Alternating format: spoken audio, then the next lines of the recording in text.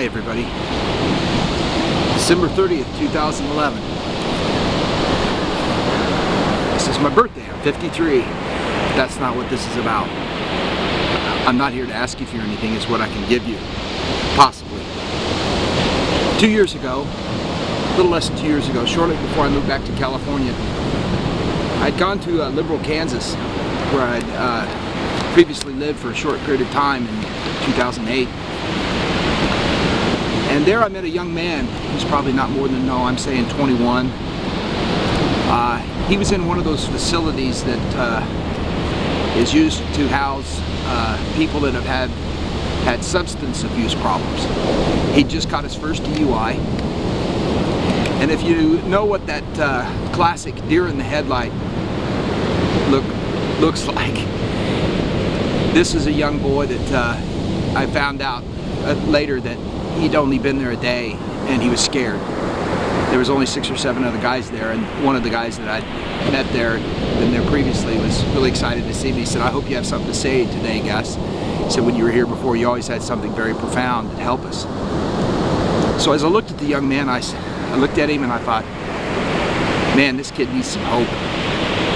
Well, as it turns out, that night was what they call stick night. And the house manager hands around these sticks. Looks like a tongue depressor. And on the stick is a word. And each person is supposed to, when it's their turn, look at that word and then talk how that applies to their life. Remember what I said when I looked at that young man and I thought, you know, he needs some hope. As I got around to him, he looked down at his stick and he said, hope. That was his word. And then as he spoke very briefly, he said, well, I guess all I can do is hope. And I jumped out of my chair. The hair stood up on my arms, and I started speaking frantically about how much I'd learned over the past 18 months. How many lessons I learned, and how he wasn't alone, and not to give up hope. And as I continued to speak, I could tell that the other individuals in the room were sitting up in the chairs and really taking notice. And as I got done, one of the guys clapped.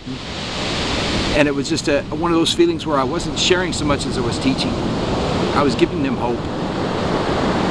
So my message here today isn't to ask for any birthday wishes.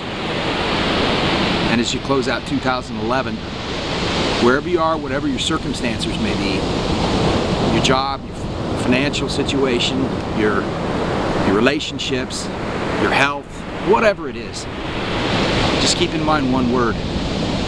Hope. Hope never dies. It's one of the reasons why it brought me here right now, today with you, in addition to many other things. So I wish you all a Happy New Year, and I want to thank all of you who've extended birthday wishes to me today. Believe me, it's appreciated. And for those of you who haven't noticed, I set up a cause a few weeks ago to allow people to donate small contributions, tax deductible, to help widowed parents with surviving dependent children. So again, give them hope as well. Happy New Year, everybody. Gusto.